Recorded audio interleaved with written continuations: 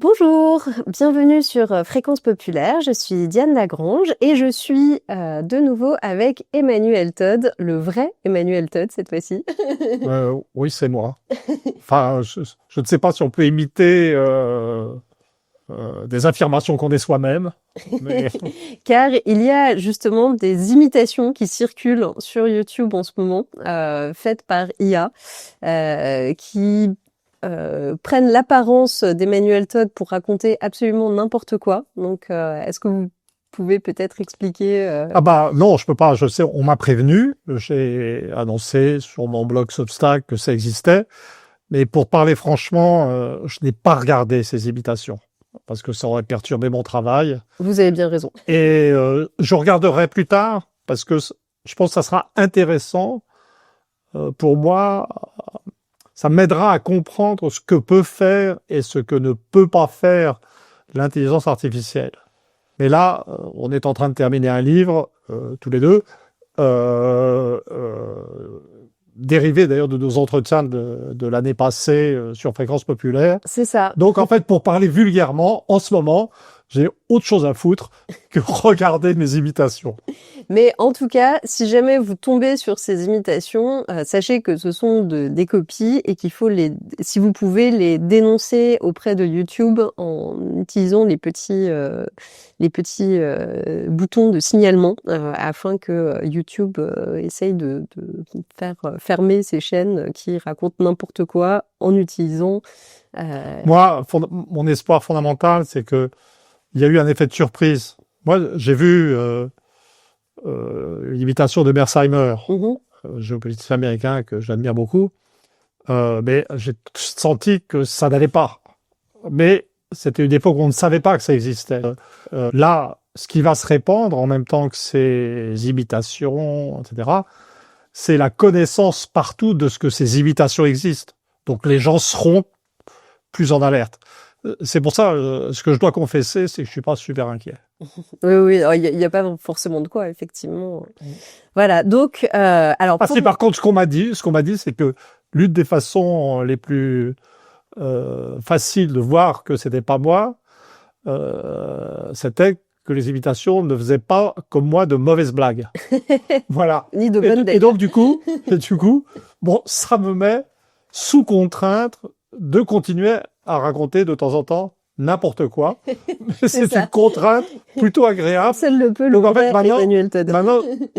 maintenant, grâce à ces imitations, je peux justifier mes défauts et en faire des nécessités épistémologiques. Exactement. Voilà, parce que voilà, vous êtes inimitable. Donc voilà, pour déjà nous voulions vous remercier pour votre fidélité à cette émission. Nous avons fait toute une année du Monde selon Todd l'année dernière et nous avons fait le tour du monde en parlant de différents pays, de différentes régions du monde dans une veine de l'histoire longue, dans des entretiens qui étaient assez longs. Et cette année, nous allons passer à un format un peu différent avec des émissions plus courtes et plus centrées sur l'actualité. Voilà, on n'oublie pas l'histoire longue, mais l'histoire s'accélérant, on va essayer de rester dans la course. Oui, c'est pas juste une question de rythme, enfin pour ce qui me concerne, hein, d'accord, c'est une question d'attitude. C'est-à-dire que la posture que j'avais, que j'ai toujours dans mon travail de fond, c'est celle de l'historien qui essaye de s'extraire de l'histoire en cours, qui ne prend pas parti fondamentalement, et dont la préoccupation fondamentale est d'être objectif. Là, ça sera plus ça. C'est-à-dire là, j'espère que j'y arriverai. C'est un exercice que je n'ai jamais fait, finalement, librement. Je vais parler comme citoyen, sans doute souvent énervé par ce qui se passe. donc, analyser, oui, bien sûr, toujours. On peut pas se refaire.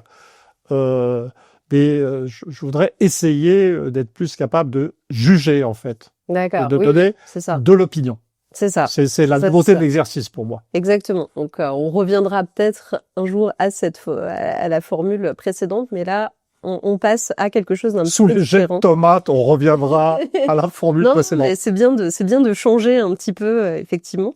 Et donc, si ça vous intéresse, sachez que donc, comme l'a dit Emmanuel, que il va y avoir un livre basé sur toute l'année dernière d'entretien du Monde selon Todd sur Fréquence Populaire, qui est en préparation. Donc, on vous en dira plus. Il n'y a pas d'urgence, c'est pour septembre.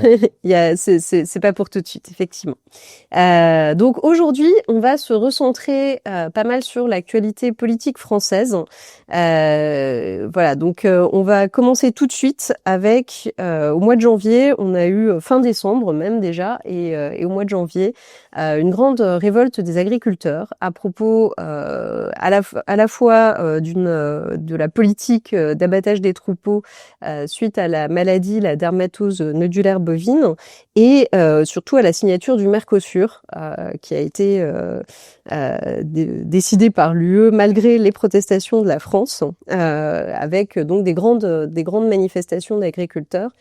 Est-ce que des protestations formelles, comme toujours, puisque le truc de la construction européenne, c'est que c'est une machine qui permet au gouvernement français de martyriser la société française en disant « mais c'est pas moi en fait, moi je voulais autre chose, mais les règles du jeu européen nous contraignent, nous sommes désolés, nous avons fait ce que nous avons pu ». Là, on sait, c'est juste pas vrai. En fait, la France a une taille telle qu'elle pourrait refuser quelque chose à elle toute seule, et ça n'a pas été fait. Oui, il y a eu effectivement... Donc ça veut dire, quelque part, que le gouvernement français, Macron, accepte le Mercosur. C'est ça la réalité historique.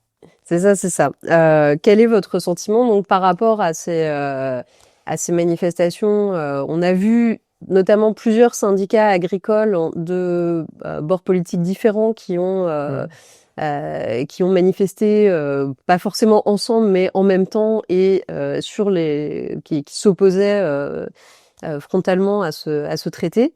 On a vu effectivement il y a eu du soutien dans la population, mais pas forcément beaucoup de gens qui ont rejoint les cortèges, etc. Ça a été très très limité. Quel est votre avis? Moi, ce qui m'a frappé, surtout pour un homme de ma génération, moi j'appartiens à une génération où on considérait que le pouvoir des agriculteurs était exagéré par rapport à leur place quantitative dans la société française.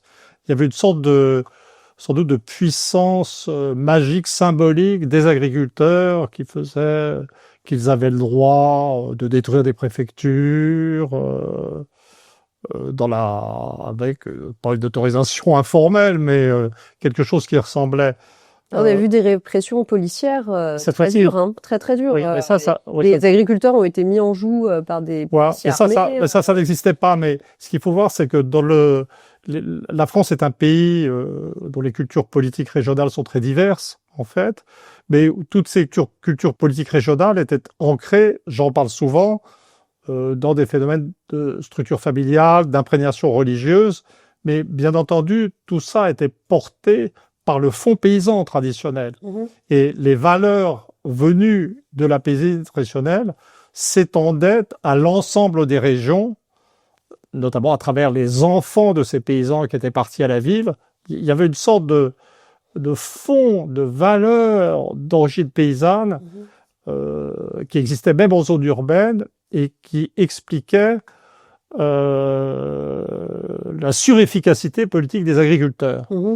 Là, on est passé en système inverse, mais c'est complètement logique quantitativement, puisque la caractéristique de la période, c'est que les agriculteurs sont passés au-dessous d'un seuil critique en termes de masse régionale et très souvent perdent le contrôle des mairies, en fait, au niveau local. Ils sont très appauvris économiquement. Ils sont très appauvris. Et donc, là, comment dire, quand on analyse les cultures régionales, ce qu'on observe ces dernières années, c'est leur disparition. C'est-à-dire maintenant, les comportements politiques vont être expliqués par le niveau éducatif, par des problèmes économiques, par l'âge ou la fréquence de la retraite ou de retraités dans telle ou telle région.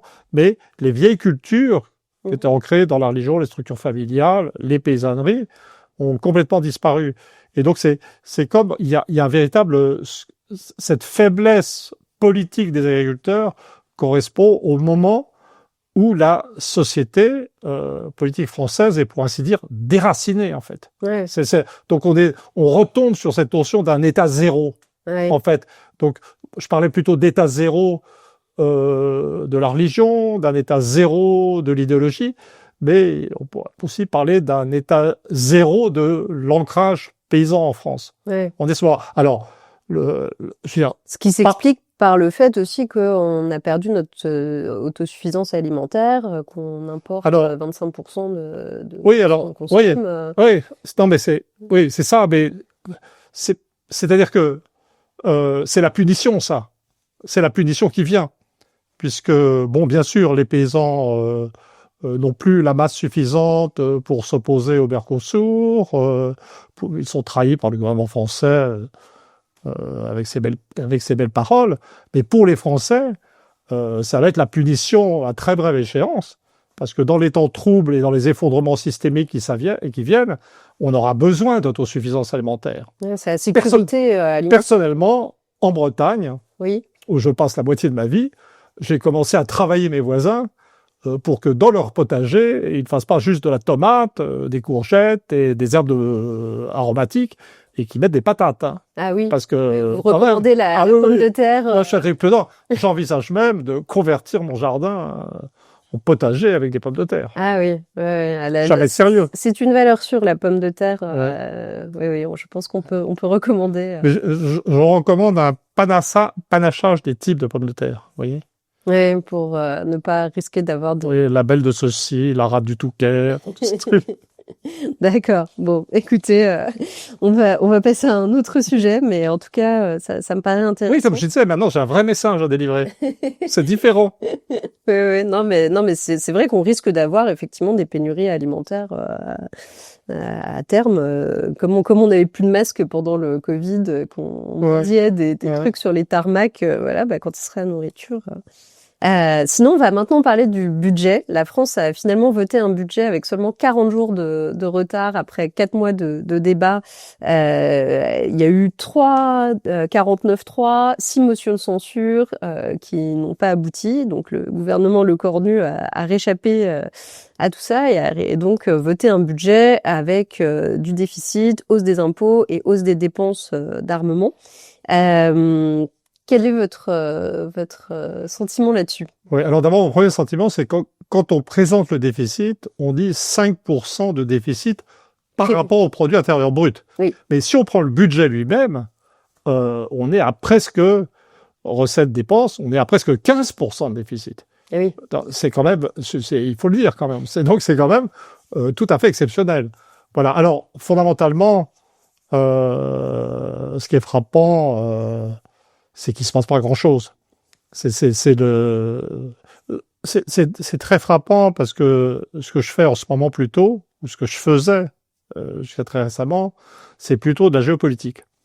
C'est-à-dire, on est dans un monde qui bascule. C'est-à-dire, c'est terrible de se tenir au courant en géopolitique. Bon, je parle pas de Trump, évidemment, qui entretient un état d'agitation extrême, mais des événements importants, il y en a partout. Même en Chine, en fait, où le Xi a purgé son état-major, il y a une conjoncture à suivre sur l'économie russe. Enfin, le monde est en basculement. Et alors la France, c'est la belle au bois dormant. C'est-à-dire quoi donc en fait, on a des débats, interminables sur les réformes des retraites, l'un des grands sujets du budget, et sur des compression pas très importante de certains secteurs, augmentation d'impôts, de discussions à la marge, tellement à la marge que ça laisse avec un déficit que je situe moi à 15%, comme je disais tout à l'heure, en l'absence d'un projet. Parce que c'est vraiment une comptabilité de survie.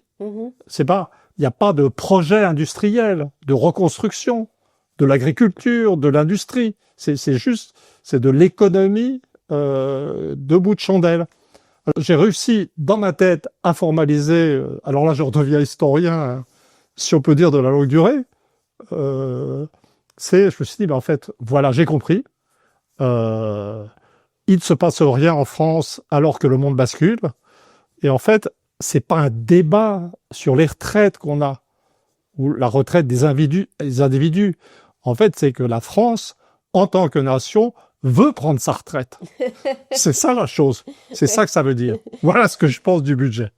Ouais, c'est effectivement, c'est bien dit. Oui, vous parlez de La Belle au bois dormant. On pourrait dire qu'on réarrange les chaises sur le pont du Titanic. Ouais. Ah oui, je pense que là, il y a quelque chose de.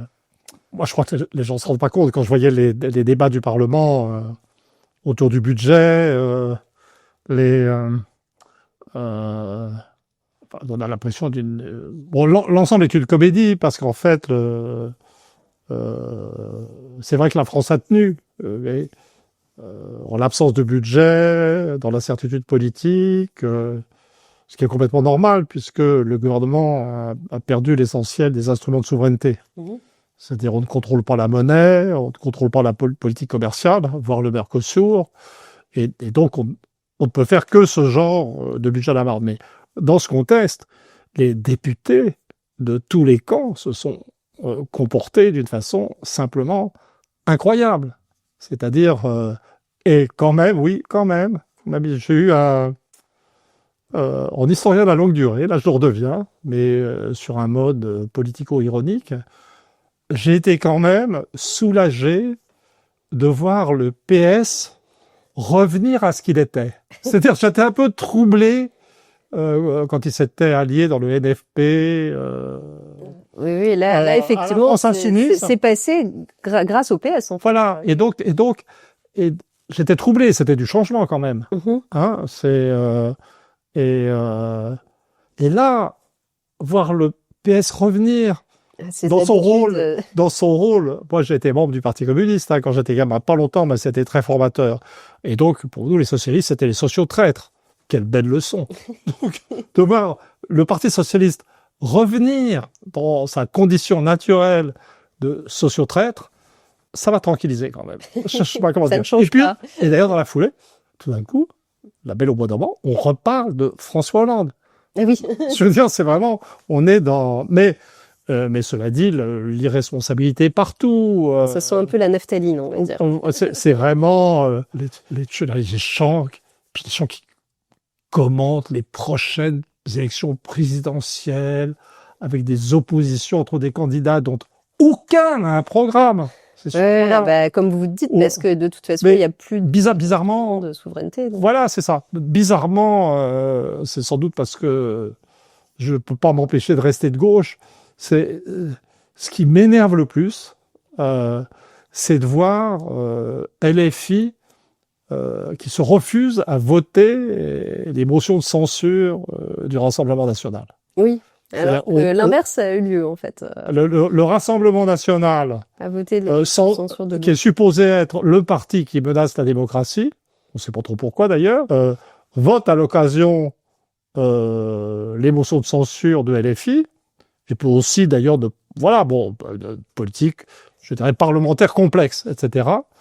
Les députés LFI, drapés dans une sorte de dignité, de pureté, etc., m'exaspère parce qu'en fait, ce que je sens, pour moi, la bonne interprétation, c'est comment dire, se donner à soi-même une image d'intransigeance et de pureté, alors que le fondement, je pense, est un racisme de classe.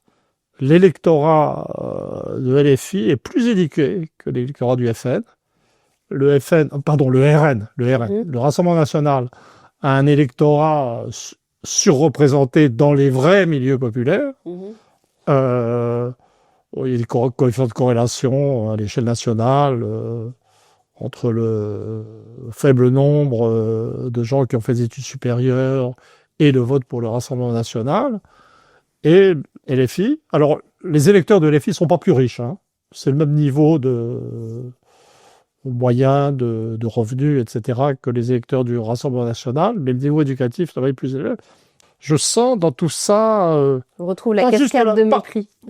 Oui, la cascade des mépris descendants, mais qui va jusqu'à... Et dans une assemblée, avec ce résultat qu'en assemblée, d'une irresponsabilité qui ne voit pas la menace qui pèse sur la démocratie.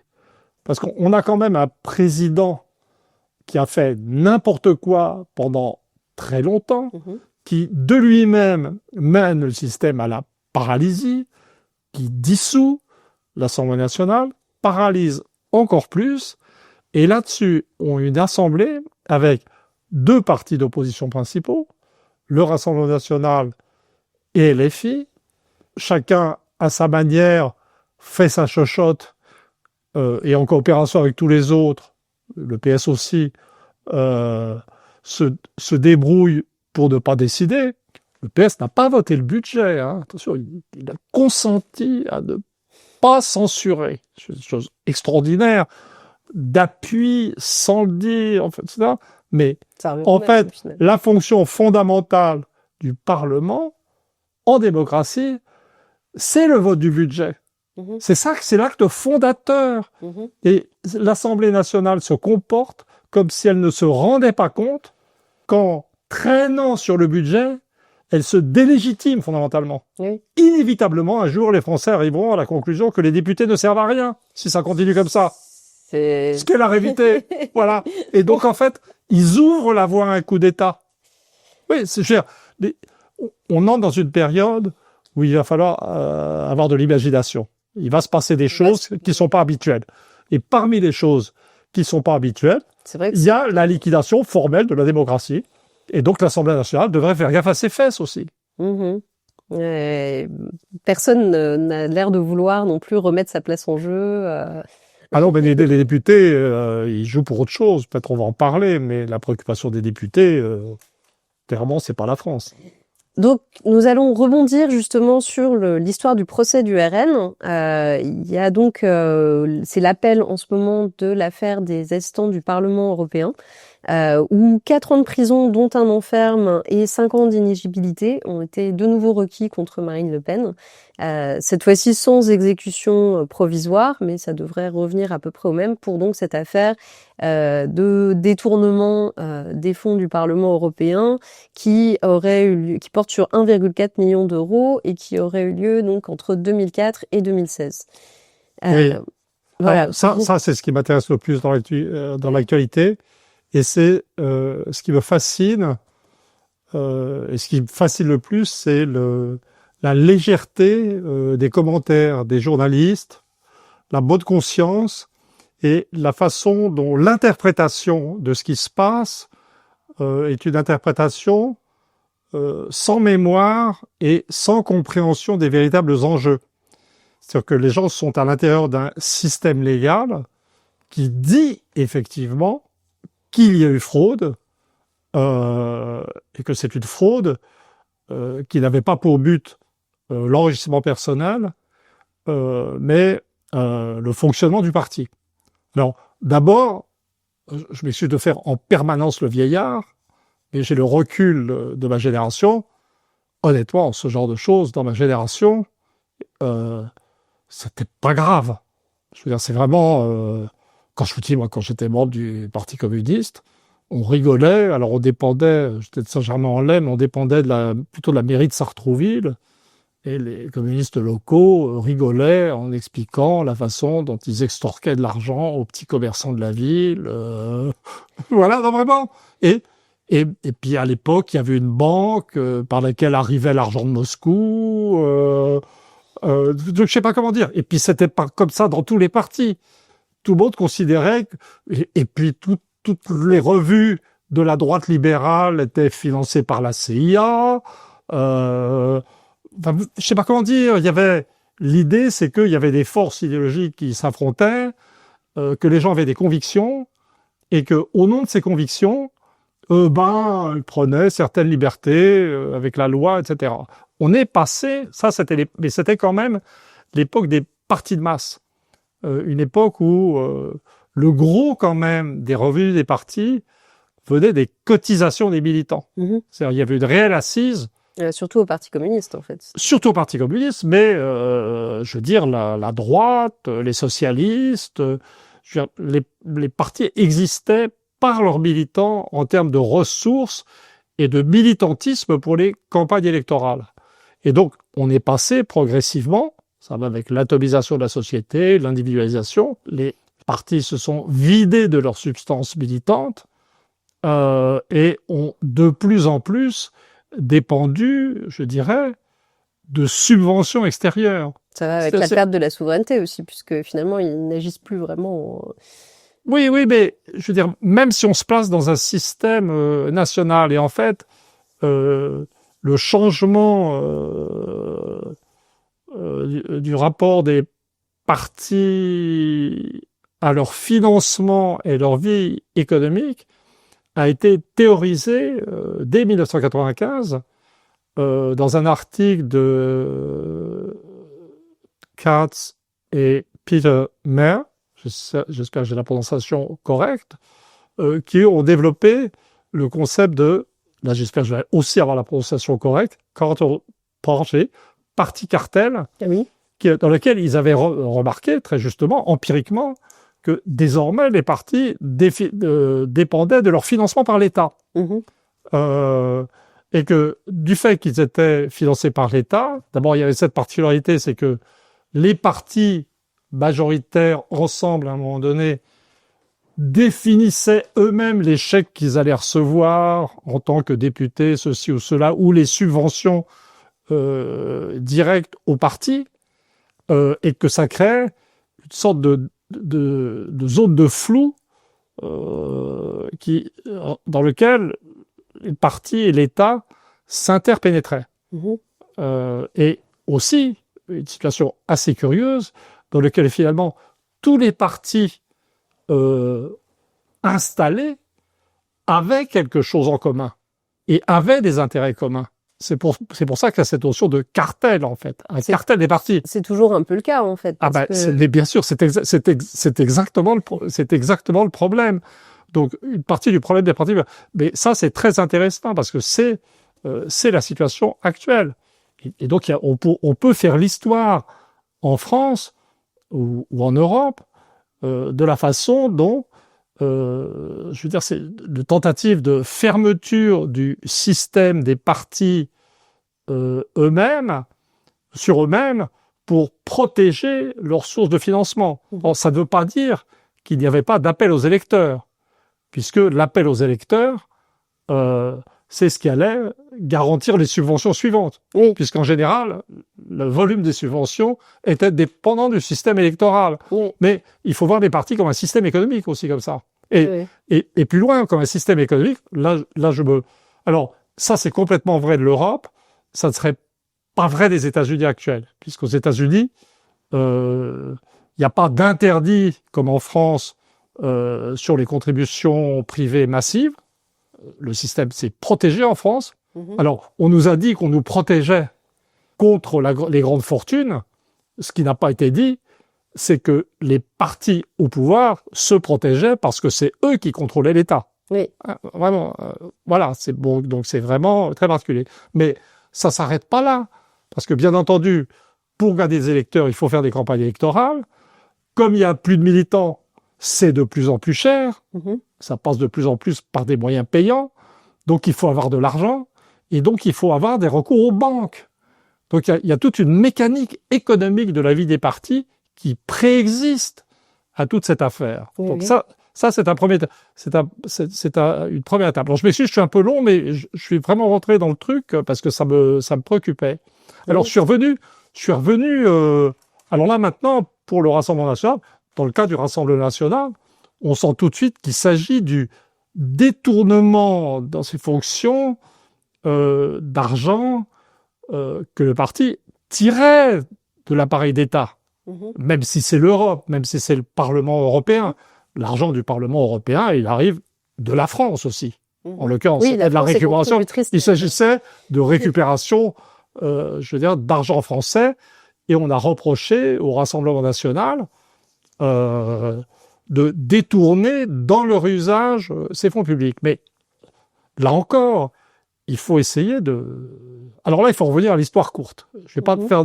Je vais faire le contraire de l'histoire de l'école des aveugles. Je vais pas faire de l'histoire de longue durée, je vais faire de l'histoire politique courte. Courte durée. Voilà, vraiment bien. Alors, ça s'est passé, en fait, le détournement de, comme ils disent, d'argent du Rassemblement national, ça a dû commencer vers 2006. Hein oui. L'enquête commençait en 2004, je crois. Mais... 2004. Non, pas l'enquête. Non, c'est ça qui est très intéressant, c'est la date. Ah oui. C'est-à-dire que, en fait, le Parlement européen, lancé par son président allemand, dont j'ai oublié. Ah oui, pardon, ça a été relancé a posteriori. Oui, c'est ça. C'est-à-dire que le Rassemblement national a été attaqué en 2015. Oui. Et il faut voir ce qui s'est passé avant. Oui. En 2009, ils détournaient, mais à une petite échelle. Parce qu'ils avaient, je sais plus, 3 députés. 2014, 21 députés. Oui, il y a une percée en fait, voilà. du RN. Et en fait, l'attaque contre les détournements du Rassemblement national a suivi la percée du Front national.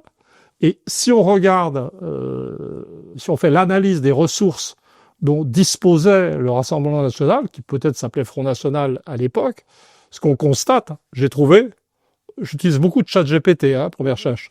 Pas parce que c'est tellement génial, mais parce que ça objective. C'est pas moi, j'ai pas cherché les équipements. Donc j'ai demandé à ChatGPT. Oui, enfin, on va pas faire de pub particulière pour aucun outil ici. Je suis désolé. Pour moi, c'est comme pour l'intelligence artificielle. J'ai décidé de ne pas jouer selon les règles et la décence.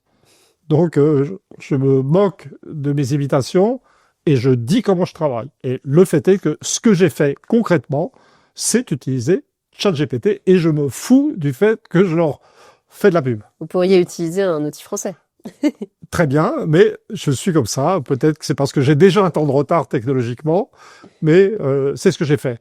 Et donc, je pose la question, à quelle époque le Rassemblement national, ou Front national, a-t-il eu le plus de mal à obtenir des prêts bancaires? 2013-2014, me répond ChatGPT.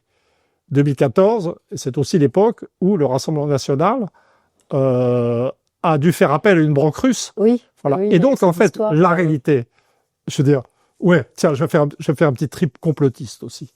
Il y a eu un complot contre le Front national.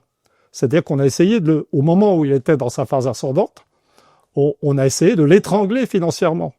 Et dans ce processus d'étranglement financier, il y a eu en 2015, en conclusion, l'attaque du Parlement européen sur les détournements du Rassemblement national. Mais l'analyse de cette séquence montre à quel point cette histoire est politique. Mais, et ce qui est tout à fait extraordinaire, c'est que le débat actuel se présente comme purement juridique ou interne à un système juridique. Il ne fait aucun doute pour moi que selon les termes de la loi, le Rassemblement national et même Marine Le Pen, si vous voulez, est coupable. Mais c'est ça qui est particulier. Et c'est une chose que remarquent Katz et Maire dans leur analyse et qui sont remarqués très tôt. C'est que les partis politiques dominants, et qui en l'occurrence peuvent avoir envie d'empêcher d'autres partis politiques de profiter de la manne financière d'État, fixent même les règles juridiques. C'est ça qui est très particulier.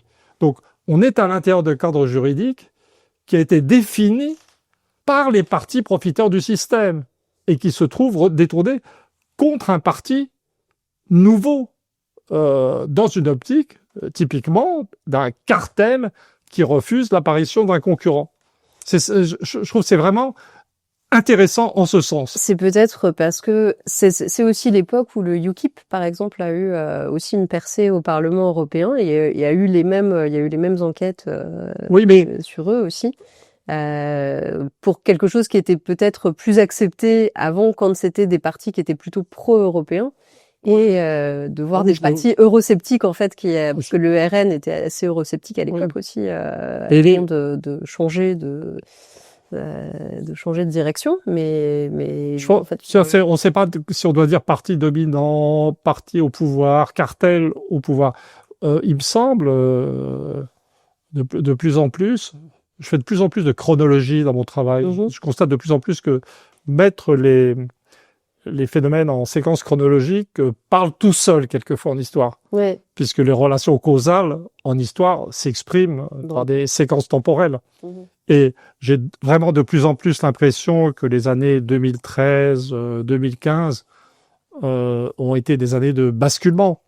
Là, c'était la puissance de l'Allemagne aussi à ce moment-là. Voilà, voilà, c'est ça. C'est exactement ça. C'est-à-dire, quand je vois, à l'époque, le président du Parlement européen était allemand, mais les années 2013-2015, c'est le moment où l'Allemagne a pris le contrôle de l'Union européenne, en fait. C'est le moment d'hubris. C'est de la folie guerrière des guerriers grecs. Et voyez la tête qui devient comme un chou-fleur. Anglais et français qui voilà.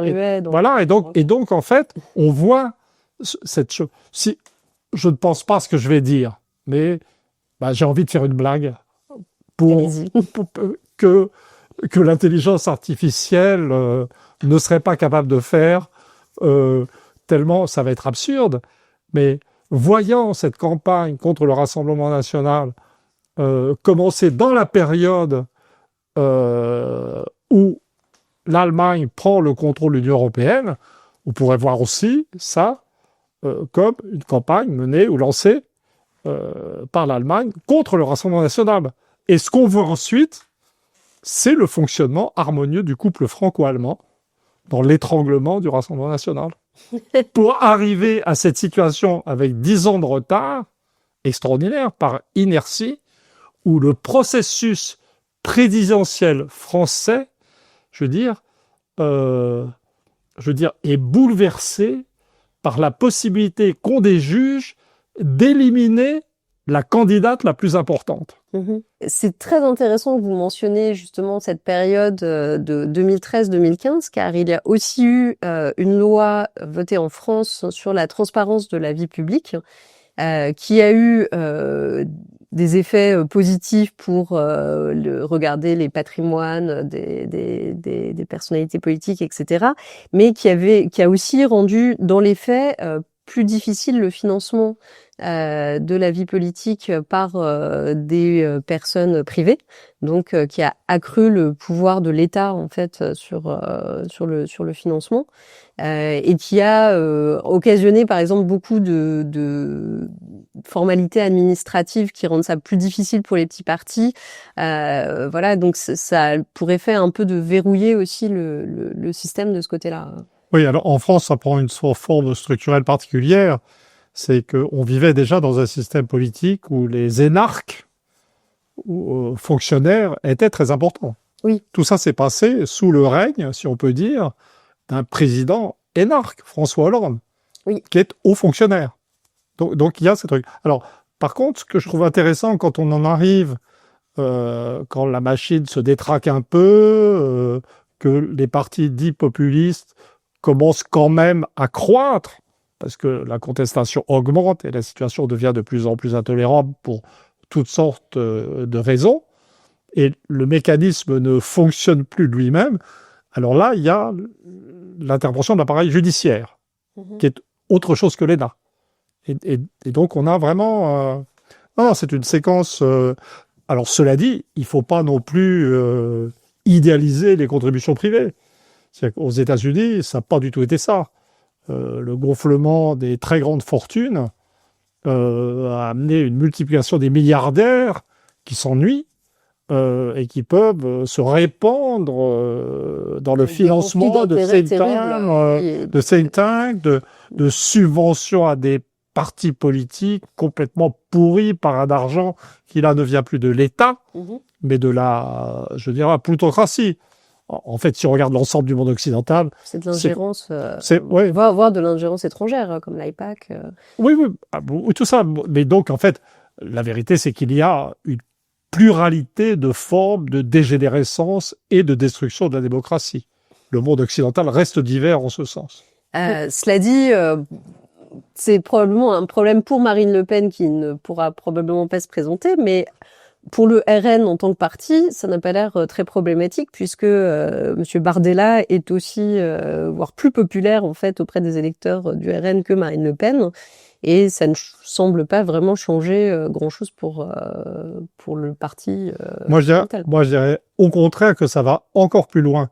Parce que Bardella est porteur lui-même, d'après ce qu'on voit, d'une ligne tout à fait spécifique d'union des droites, avec des associations plutôt par la presse, les livres et le soutien à ce que j'appelle le bollorisme. Alors maintenant, j'ai le concept de bardello-bollorisme, d'union des droites, c'est-à-dire avec l'espoir ou l'idée d'un rassemblement national qui serait coopté par une partie du système financier ou de la richesse ou de la mini-plutocratie française pour diriger le système d'une certaine façon. Marine Le Pen sort d'autre chose. Elle était autre chose, ou elle est autre chose, on verra. Parce que le problème, il y a un dilemme du Rassemblement national. C'est un parti de droite. Il n'y a pas de problème. C'est un parti anti-immigré ou obsédé par l'immigration. C'est un parti qui, dans une de ses dimensions idéologiques, est animé par un idéal d'inégalité. C'est aussi un parti, ça je m'en étais perçu en regardant les cartes initiales, qui n'était pas simplement déterminé par la présence, on en avait déjà parlé je crois, par la présence d'immigrés, mais aussi qui correspondait aux vieilles zones républicaines égalitaires françaises. Et donc, l'électeur du Rassemblement national est tiraillé entre deux haines, entre deux ressentiments. Il y a le ressentiment, pas simplement contre les immigrés ou de première génération, clandestins ou non, mais aussi contre leurs enfants d'origine maghrébine, notamment. C'est l'une des dimensions. Mais il y a, et ça c'est ce qu'on retrouve dans tous les partis populistes européens, mais il y a un truc spécifique en France, c'est là aussi la dimension anti-élite du Rassemblement national. C'est-à-dire qu'il y a, on l'a vu s'installer en successeur de la contestation communiste, il y a un réel ressentiment contre les élites. Et ces deux tendances sont en lutte dans le Rassemblement national. Et Marine Le Pen, me semble-t-il, comme c'est une émission nouvelle où on est plus libre de dire ce qu'on pense sans vérifier avec 75 000 statistiques, je lance des hypothèses plus librement. Marine Le Pen, entre les deux, elle est dans la négociation entre les deux. Il y a une dimension sociale française que, me semble-t-il, on ne trouve pas chez Bardella. Ce qui veut dire que si le système judiciaire obtient le remplacement de Marine Le Pen, Johan Bardella Jordan, pardon. Voilà, ça montre à quel point je m'intéresse à ce parti et à cet homme. Le système de contrôle étatique sera intervenu sur l'évolution même du Rassemblement national. Et donc sur la structuration interne, c'est-à-dire c'est une intervention dans la vie du Rassemblement national. Mais c'était pour le faire revenir un petit peu dans le chemin. Qui d'ailleurs pourra, les sondages sont bons, mais est-ce que l'électorat du Front National accepterait une ligne tout à droite d'union des droites compte tenu de son niveau de méfiance vis-à-vis des puissants, qui est la tradition populaire française. Donc c'est quand même, moi globalement, je le dis, on parle tout le temps on sait bien que le référendum de 2005 et son contournement par le traité de Lisbonne en 2007, pour moi, ça a été la fin de la démocratie française, en un sens. Voilà, avec une démocratie française qui pourrait renaître si les électorats se manifestaient de façon vigoureuse. Et je parle du gouvernement français comme un gouvernement qui n'est plus souverain, en fait. Voilà, mais Mais là, honnêtement, en tant qu'homme de gauche, ça me paraît complètement fou de dire ou de m'apprêter à dire une chose pareille. Ce qui se passe actuellement contre Marine Le Pen est un coup d'État. Ça s'appelle un coup d'État techniquement. On retourne toujours autour, on revient à cette notion d'un système démocratique qui pourrit et qui est amené pour contredire les forces de contestation qui s'expriment à des actes répressifs de plus en plus violents. Mais on ne le sent pas, parce que les journalistes à la télévision sont dans la pellicule supérieure du système, pas une minute, en dehors de leur inculture politique et historique remontée jusqu'à 2013-2014 pour un journaliste français actuel, ça me paraît quand même un effort psychique et intellectuel exagéré. Donc ils sont dans le système juridique qui, effectivement, en lui-même, dit que le Rassemblement national et pourquoi pas Marine Le Pen sont coupables. Mais leur légèreté face à ce mini basculement de l'histoire qui est le coup d'État contre la direction du Rassemblement national est juste incroyable. Quand on écrira l'histoire plus tard, tout ça sera dit. Alors par contre, on ne sait pas qui va gagner. Donc au final, on ne sait pas qui finira en prison. Moi, sans doute. Mais j'habite tout près de la Santé, donc ça va être commode pour ma famille. Oui, donc on voit en tout cas que le système, du coup, se verrouille comme une forteresse. Moi, je me demande un petit peu, je suis désolée, je suis très intriguée par cette carte sur votre mur qui a l'air d'être en tissu. Est-ce que vous pouvez en parler? Ah, oui, tout à fait, je suis ravi, je suis très content. C'est un objet unique. Ça a été fabriqué par une amie qui s'appelle Anne Bellas. Et alors, à qui je pardonne, elle fait c'est du patchwork, c'est ça? Ça s'appelle autrement, je sais pas. Pour moi, c'est un tableau en tissu, mais qui a beaucoup de talent, au point que je lui pardonne de faire des expositions aux États-Unis. C'est dire quel est mon respect pour son travail, mais je lui ai demandé spécifiquement de le faire pour moi.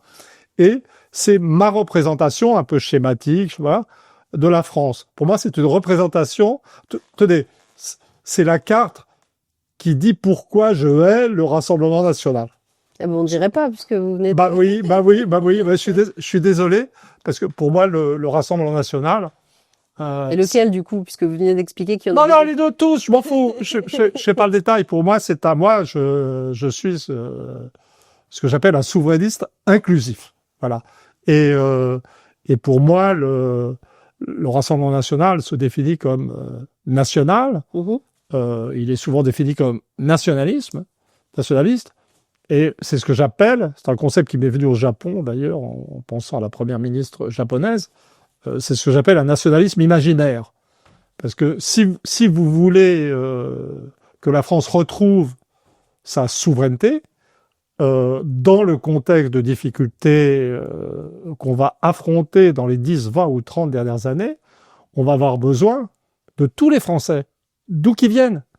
Et si on a dans les jeunes générations 20% de descendants d'immigrés d'origine maghrébine ou d'Afrique subsaharienne ou plus, l'idée qu'on peut reconstruire la France sans la contribution de tous les Français, quelle que soit l'origine, est une idée absurde. Mais et donc c'est pas ce que dit le Rassemblement national. Je ne sais pas si vous avez écouté, Marine Le Pen était chez Sonia Mabrouk, justement, et elle l'a reprise en disant que, justement, les descendants d'immigrés étaient des Français, qu'il ne fallait pas les ostraciser, etc. Enfin, donc, il n'y a pas forcément cette dimension-là.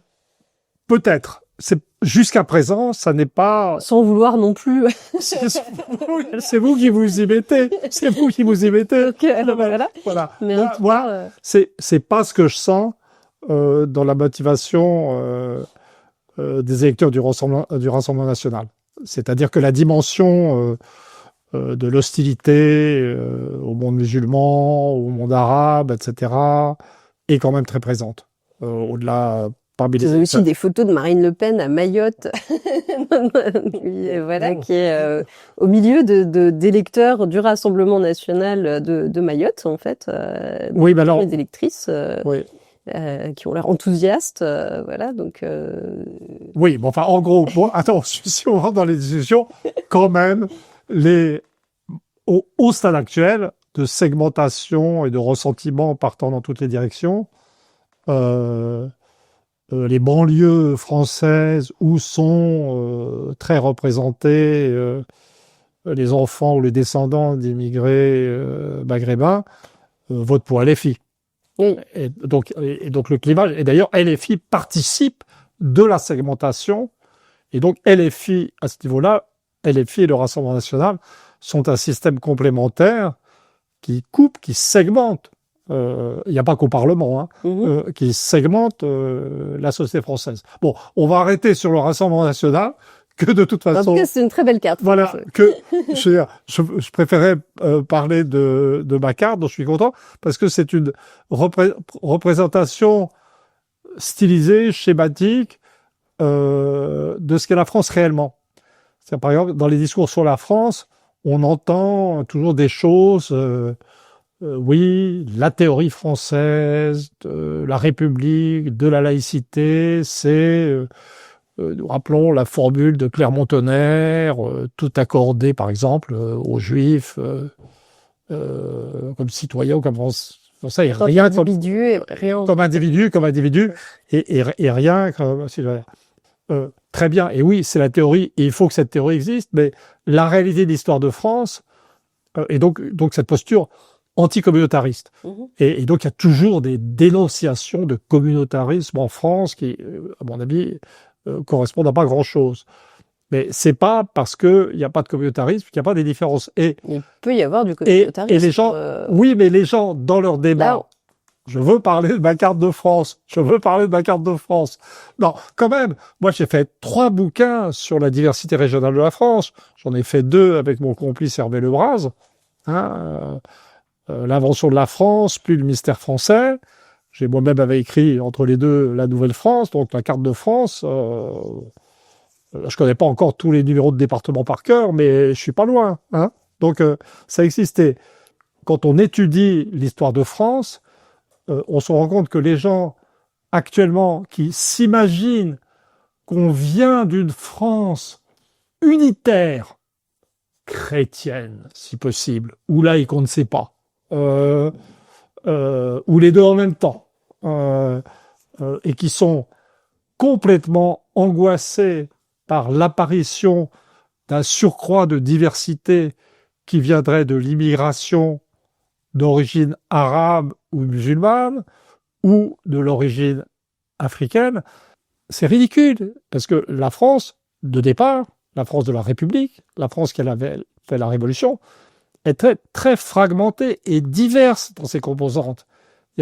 Et donc, cette carte représente, et ça n'a pas empêché d'être unitaire, et ça n'a pas empêché d'être ce que les Allemands détestaient, avec ce nom dont ils nous affirment toujours, la grande nation. Hein, la grande nation, c'est un pays qui était incroyablement divers, en fait. Donc, il y avait... Là, alors là, j'ai mis en blanc, mais c'est pas exact, c'est une œuvre d'art aussi. Hein. En blanc, c'est la France catholique. En rouge, ça serait une France plutôt révolutionnaire, à tendance communiste dans la phase récente. Et en bleu, plutôt des régions simplement républicaines. L'important n'était pas qui vont correspondre à des types de structures familiales différentes, à des imprégnations religieuses différentes. Donc j'ai marqué cette diversité initiale de la France.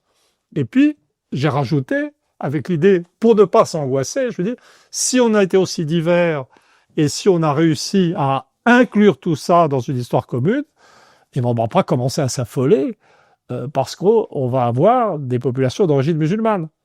Je dis, dont on n'a pas à exiger instantanément un alignement complet sur les mœurs françaises.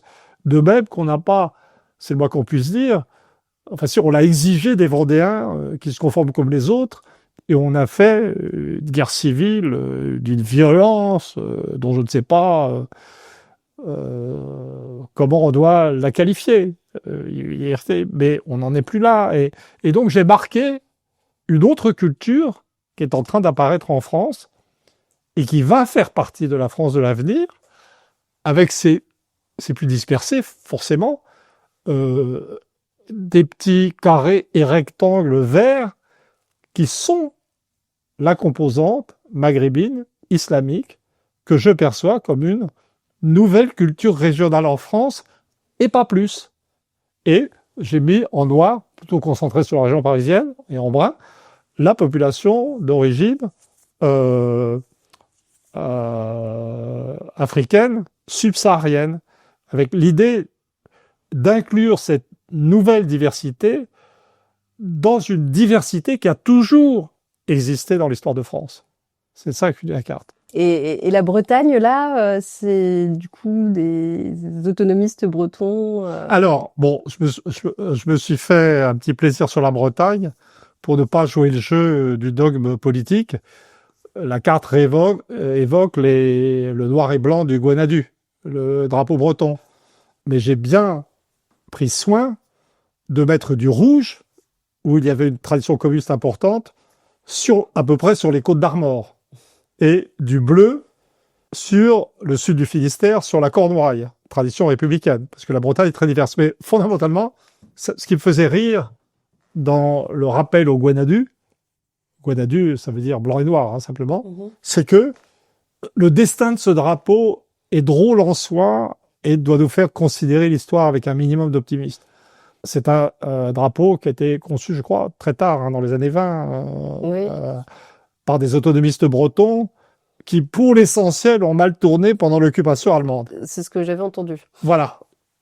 Mais ce qui est rigolo, rigolo, en fait, paradoxal, drôle, ça rend optimiste, c'est que ce drapeau, simplement, parce qu'il est très beau quand même, il faut avouer qu'il a une sorte de qualité esthétique intrinsèque formidable, et parce que les Bretons sont les Bretons, un peuple à la Ducrède, à la tête dure comme ça, c'est devenu le symbole de toutes les révoltes.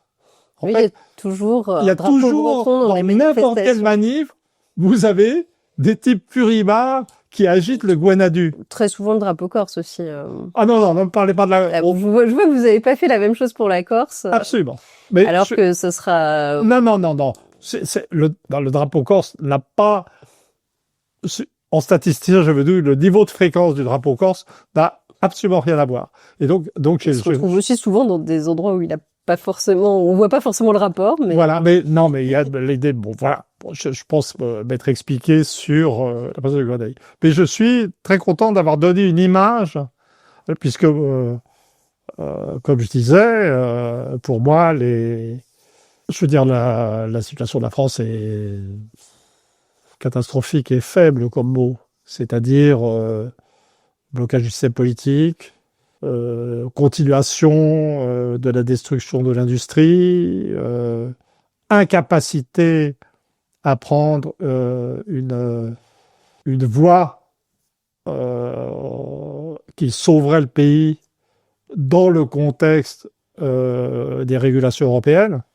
Le vrai drame de tous ces débats au Parlement, ce qui paralyse tout le monde, c'est que personne n'a le courage, y compris dans le camp électoral, d'accepter l'idée qu'il n'y a pas de solution possible sans récupération de souveraineté. C'est ça. Et si récupération de souveraineté, il faut une vision de l'avenir de la France. Et on ne peut avoir une vision de l'avenir de la France positive que si on accepte l'existence d'une nouvelle hétérogénéité culturelle de la France dans une unité. Si je pense en termes de parti ou de système de pensée, je vais être désespéré. Parce que honnêtement, j'ai atteint un niveau de solitude idéologique exceptionnel, en particulier sur ces questions. Et dans le système des partis, quand on voit les types s'agiter pour la présidentielle, on se dit, non mais ils sont à l'ouest, comme le Gwenadu. Hein. Mais en fait, je suis pas sûr que ça soit complètement grave, parce que c'est clair que il est désespérant, l'idée qu'il va falloir voter aux prochaines élections, toutes municipales, présidentielles, enfin, déjà, c'est une souffrance pour moi. Mais en fait, pas tant que ça, parce que les vrais combats qu'on a devant nous ne sont pas les combats politiques, c'est les combats idéologiques. C'est-à-dire, ce dont la France a besoin, c'est d'un basculement idéologique dans autre chose, qui, je reconnais, est pas facile compte tenu de la structure d'âge du corps électoral, qui pourrait être rendu quand même très facile par l'arrivée des vraies difficultés, d'une vraie crise. Est-ce que vous ne pensez pas justement que cette sclérose que vous venez de dénoncer avec ce système forteresse qui se maintient comme ça, et pendant que le monde bascule, du coup reste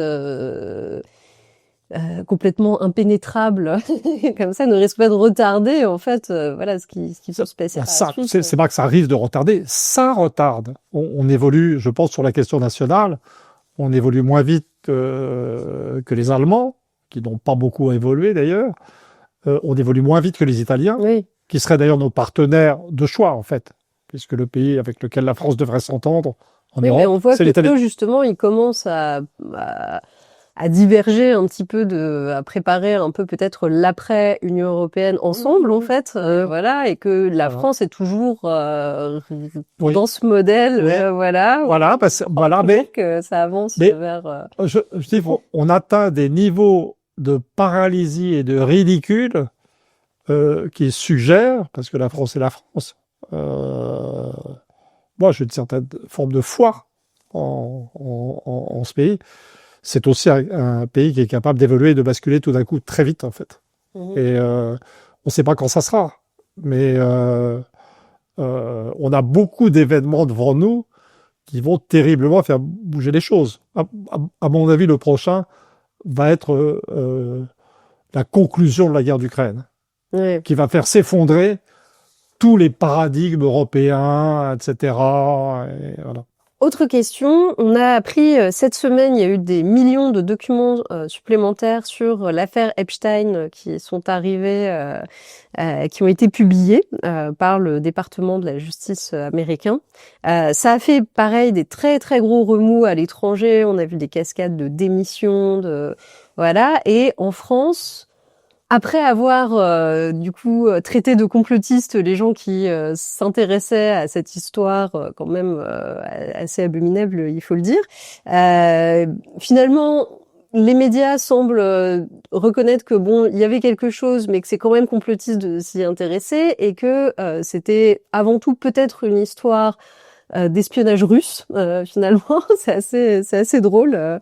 Et les principaux Français mentionnés, comme Jack Lang et sa fille, font le tour des plateaux télévisés pour montrer leur surprise et assurer que vraiment ils n'avaient aucune idée de ce qui pouvait se tramer.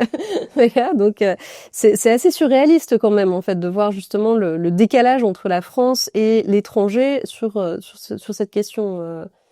Oui, ben c'est comme surtout, c'est le pays de la Belle au bois dormant. Alors, savoir si ça correspond au fait que la France serait moins pénétrée par le système Epstein que d'autres pays, c'est une vraie question.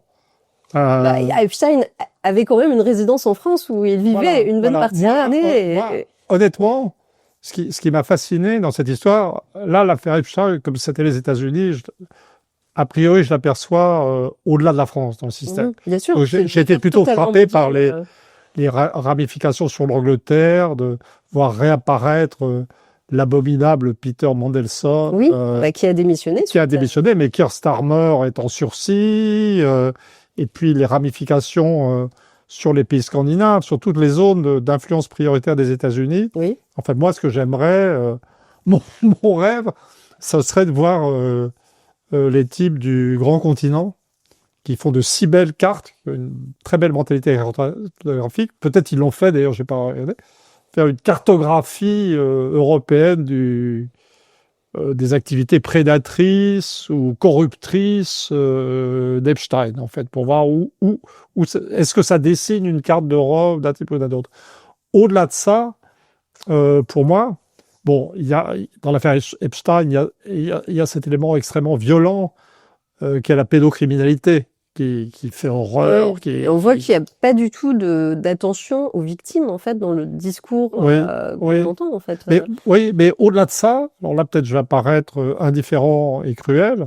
La vérité, c'est que j'ai depuis toujours été très attentif et très horrifié par... moi, j'emploie toujours le mot pédophilie, en fait. J'essaie d'être moderne avec pédocriminalité, mais bon... Donc j'ai toujours... Mais, personnellement. Mais là, quand même, ce qui me fascine, c'est ce coup d'œil sur des réseaux de riches ou de politiques et d'influents entre les États-Unis et l'Europe.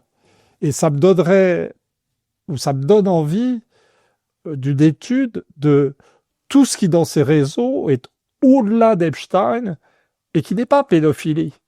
Je veux dire, la CIA, quelle est la prise actuelle du système de pouvoir et d'argent américain sur toutes les élites européennes, tout à fait indépendamment de la pédophilie.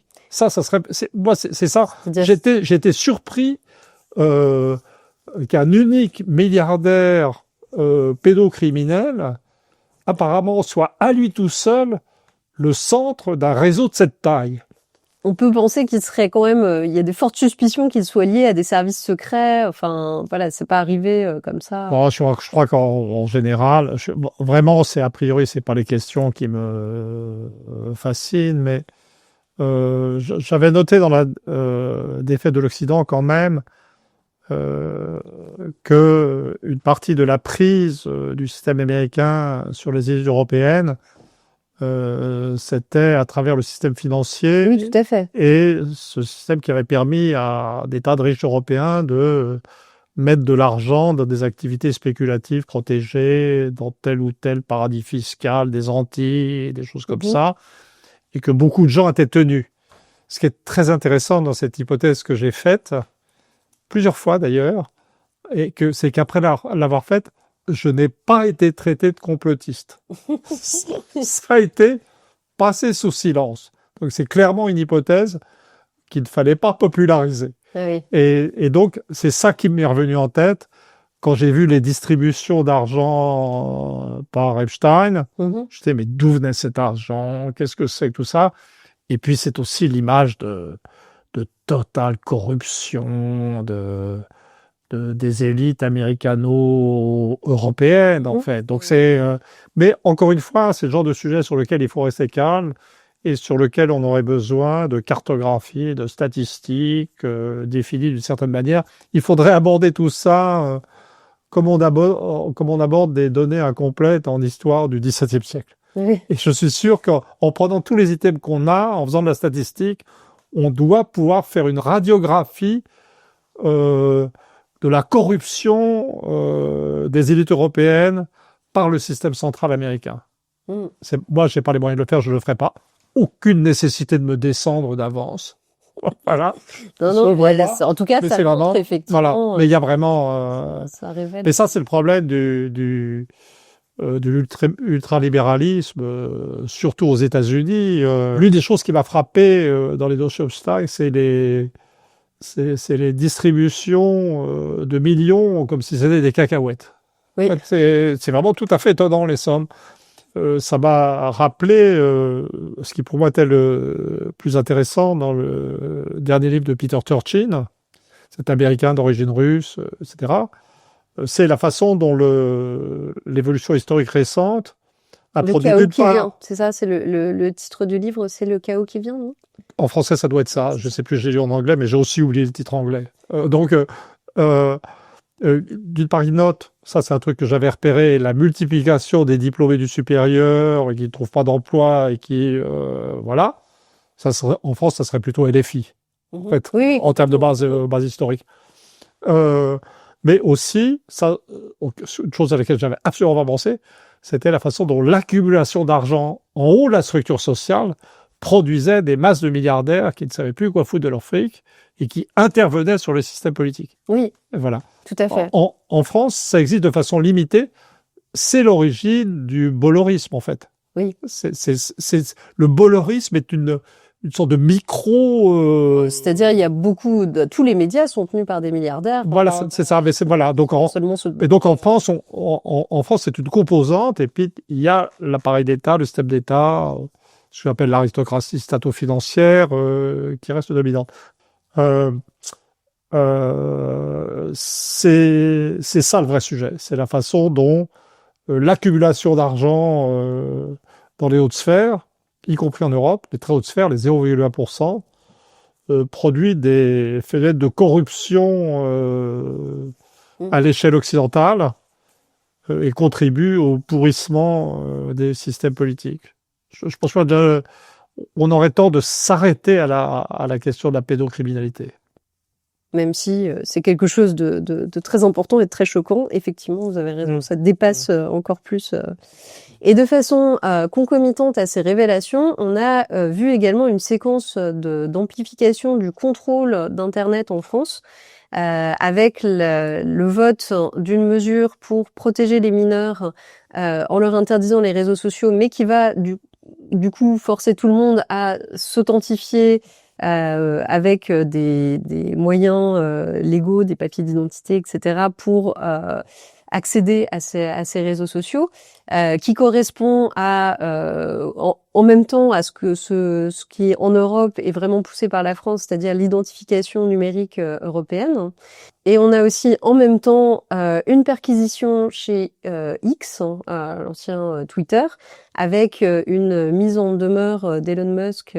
C'est quelque chose d'assez inquiétant. Au moment où on a vu qu'il y avait, la France poussait pour faire passer par exemple Chat Control, qui était quelque chose qui permettait de contrôler à partir directement des appareils ce qu'on allait écrire, ce qu'on allait envoyer comme message, comme photo, etc. avant même que ce soit envoyé.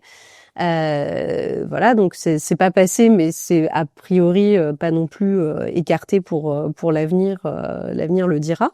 On a vu qu'il y avait en commission d'enquête, etc. On a vu des responsables de réseaux sociaux qui disaient qu'on leur avait demandé de modérer, d'enlever la viralité, de cacher ce qui s'appelle shadow ban, c'est-à-dire vraiment de désamplifier des contenus qui pouvaient être politiques, etc. Là, il y a c'est ressorti suite à un groupe parlementaire américain qui a des manuels européens qui demandent de modérer, de faire modérer par des fact-checkers, des ONG, tout ce qui est contenu, ce qu'ils appellent borderline, et qui est en fait du contenu politique, y compris du contenu d'opposition au gouvernement, d'opposition à l'Union européenne, de la satire politique. Donc on voit qu'il y a une espèce un peu de chape de plomb qui se met en place sur la parole sur Internet en Europe, et largement poussée par la France. Voilà, qu'est-ce que ça vous Alors, inspire ? je suis pas spécialiste de questions, mais je le crois volontiers, puisque ce que je ressens dans ma vie personnelle, c'est de plus en plus le contrôle de l'État sur l'information, en fait. Alors, le problème, c'est comme pour l'histoire du financement des partis politiques. On part de bonnes intentions, c'est-à-dire, dans le cas des partis politiques, c'était empêcher l'irruption des puissances d'argent dans le financement des partis, dans une période où il n'y a plus d'adhérents, plus de cotisations et plus de militantisme. Et puis, on aboutit à un système où l'État verrouille et où ce qui se passe est une interaction entre la superstructure des partis politiques et l'appareil d'État. Mais ça partait de bonnes intentions. Bon, au début, je trouvais ça bien, honnêtement, j'étais naïf. Là, il me semble que c'est un peu analogue. On a des choses de contrôle qui se présentent comme un contrôle d'activités terroristes, pédocriminelles, et toutes sortes de choses, paraissent bien, en fait. Mais la vérité, c'est qu'on met en place un système de contrôle étatique qui, inévitablement, va s'étendre au contrôle de l'opinion politique.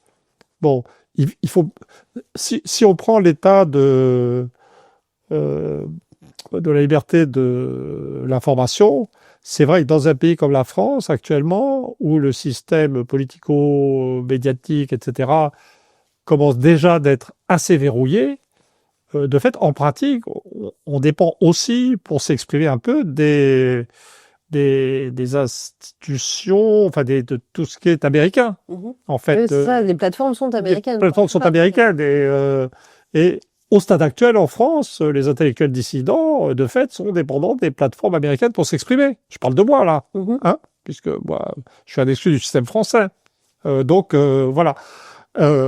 C'est très compliqué, en fait, parce que le mode les Américains se présentent comme des foufous de la liberté d'expression à tout prix, mais c'est aussi parce que la régulation de l'opinion ne se fait pas, comme en Europe, par la censure. Elle se fait par l'abondance d'argent ou la surexposition aux idées des dominants grâce à l'aspersion d'argent et à la corruption qui vient d'en haut. Donc ça va être une régulation par l'abondance de think tanks, de médias, de choses qui occupent l'espace. Alors que, vous voyez ce que je veux dire? C'est-à-dire qu'on sature, tout le monde est libre de ce qu'il veut dire, mais de fait, les puissants vont pouvoir saturer l'espace, indépendamment de l'État. Au mégaphone. Voilà, c'est ça. Et en Europe, on va restreindre l'accès de tous les acteurs, mais de fait, l'État va gagner. Il n'est pas du tout surprenant de trouver la France en pointe, puisque c'est la France qui a l'État le plus puissant en France. Et en plus, un État qui rate tout. En Europe, vous voulez dire? En Europe. L'État français, la tradition jacobite, centralisée, etc., je veux dire, qui autrefois s'exerçait dans des domaines utiles de l'industrialisation et des projets positifs pour la société, maintenant, apparemment, comme ils ne foutent plus rien, évidemment, ils peuvent s'occuper dans le contrôle de l'information, dans le verrouillage du système et autres. Pour les gens qui sont sincèrement attachés à la liberté, dans le contexte actuel, tout ce qu'on peut voir, c'est essayer de naviguer entre les deux types de dégénérescence de la démocratie. Mais surtout pas choisir l'un ou l'autre.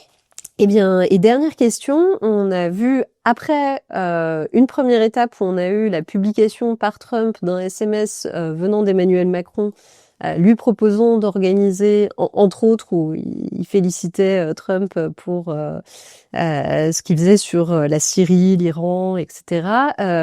Il lui proposait d'organiser un sommet avec Vladimir Poutine. Là, on a eu la surprise de voir un communiqué de Sergueï Lavrov qui proposait donc à Macron d'appeler Poutine pour avoir une discussion sérieuse.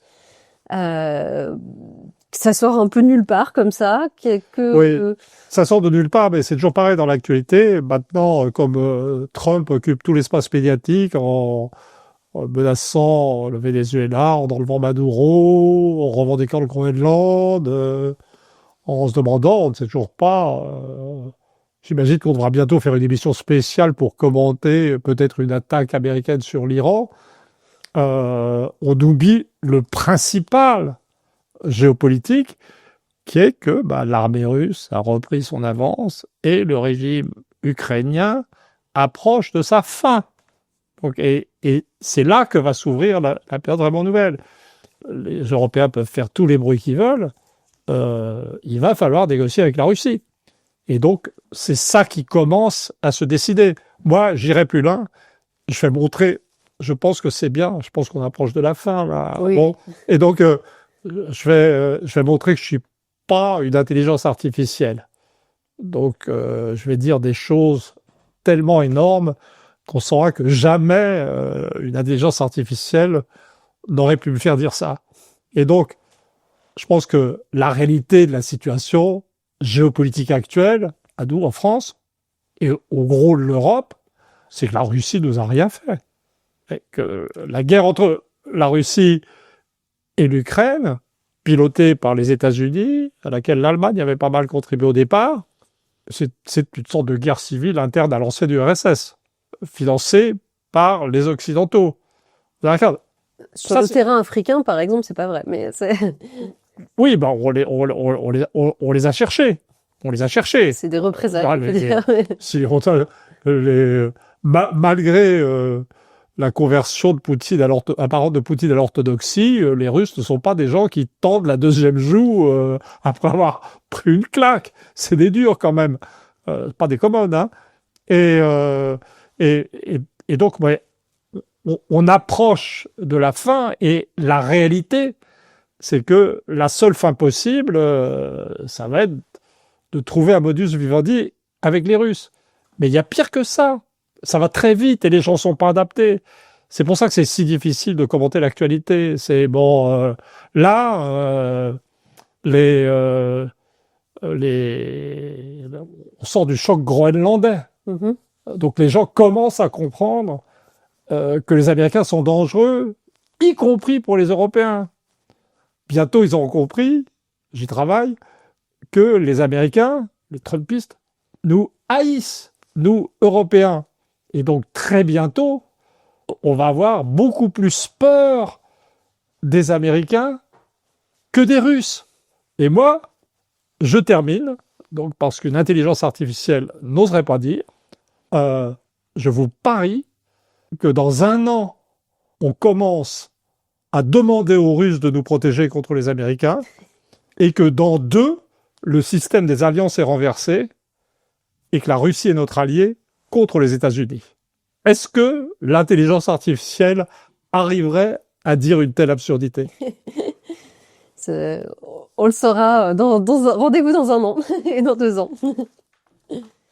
C'est la fin de cette émission. N'hésitez pas à la commenter, à la partager, à mettre des petits pouces vers le haut pour nous remonter dans les algorithmes. N'hésitez pas à vous abonner à Fréquence Populaire sur tous les canaux possibles, car certains seront peut-être mystérieusement coupés un jour, et c'est toujours une sécurité d'en avoir plusieurs. Et nous nous retrouverons bientôt pour un autre épisode. À bientôt.